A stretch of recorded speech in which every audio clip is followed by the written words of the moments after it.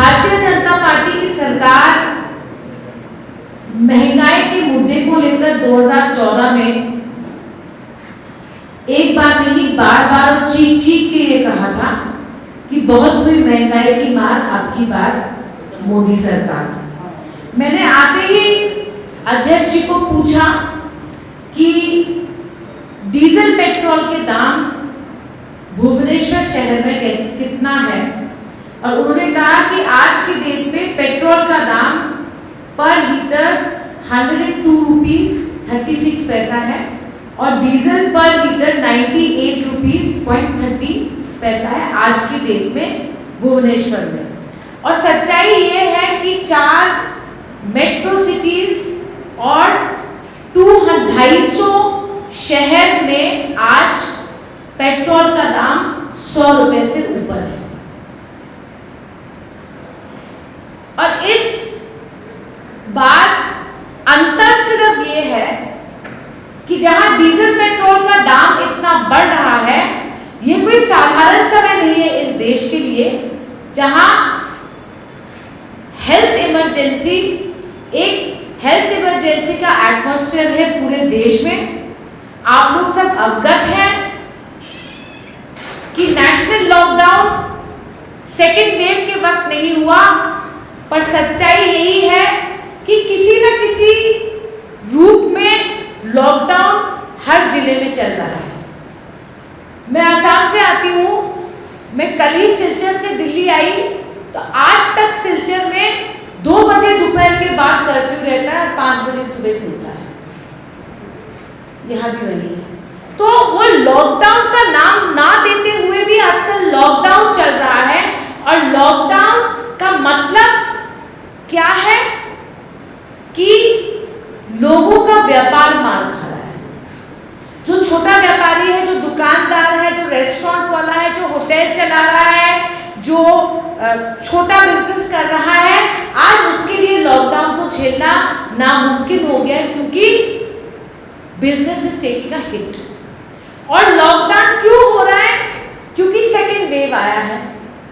और second wave क्यों आया है? सीधी सी बात है कि जिस देश के प्रधानमंत्री को और हेल्थ मिनिस्टर को पता था कि इस देश की कितनी आबादी है, पता था कि वैक्सीनेशन की कितनी रिक्वायरमेंट है और कितनी जल्दी करानी पड़ेगी, फिर भी भारत सरकार ने तैयारी नहीं की। तो 1 लॉकडाउन, 2 इकोनॉमिक स्लोडाउन, 3 इन्फ्लेशन, और इन सब चीजों के लिए भारत सरकार दायी है। आप लोगों को पता होगा कि जब यूपीए की सरकार थी, क्योंकि भारतीय जनता पार्टी के कुछ नेता कह रहे थे कि यूपीए के टाइम में 2011-12 में महंगाई थी, तब यूपीए की सरकार थी।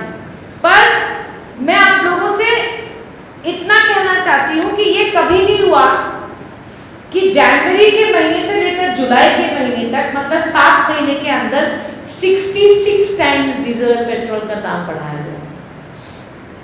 कल भी मैंने जब लास्ट चेक किया 35 पैसा और 15 पैसा बढ़ाया गया था। आज मैं कह नहीं सकती, मैं फ्लाइट में थी।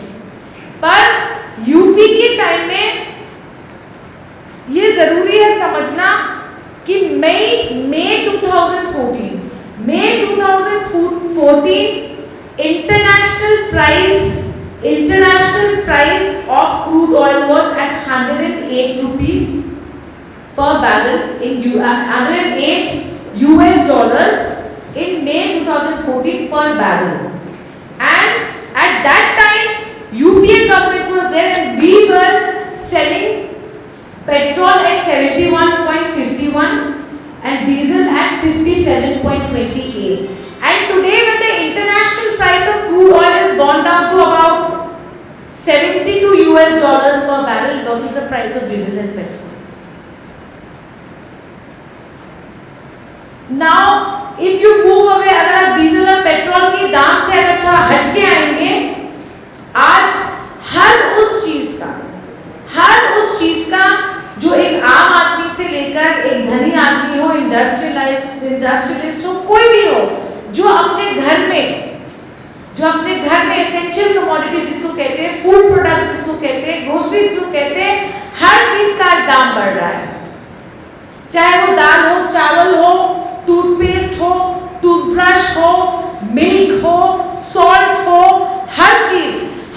हाउसहोल्ड बजट को मोदी सरकार ने बिल्कुल तस-नस कर दिया है।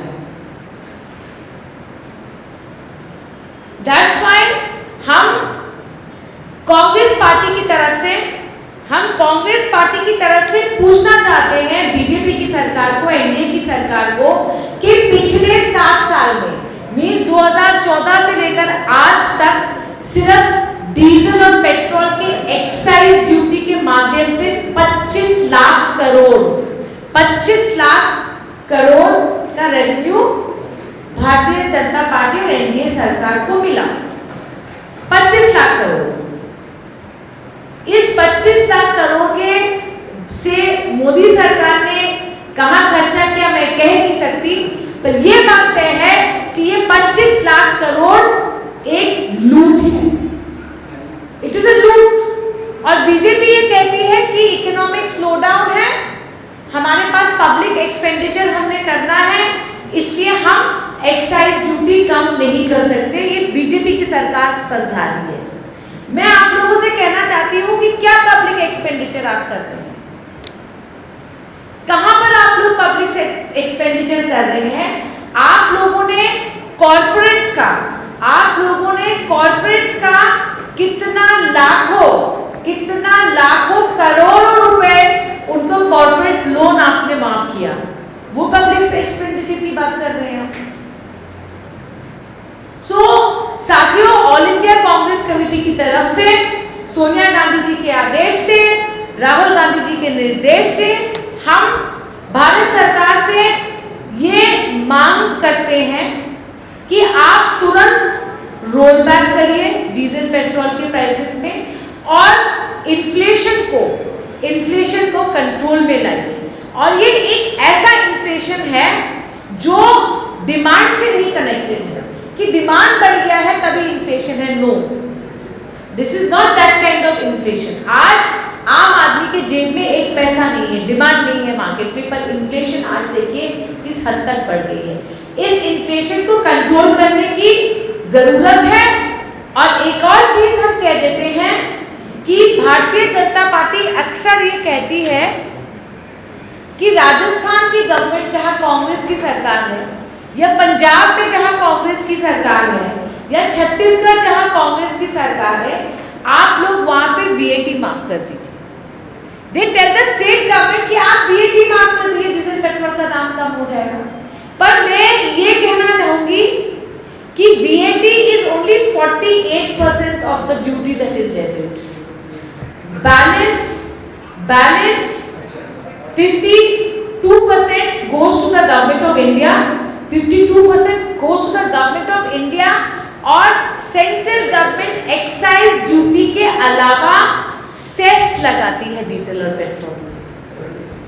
सेस चिदम्बरम जी ने बहुत अच्छे तरीके से हमें एक बार प्रेस के माध्यम से समझाया कि सेस, आज डीजल और पेट्रोल पे जो सेस लागू होता है डीजल और पेट्रोल के ऊपर, उसको अगर कम कर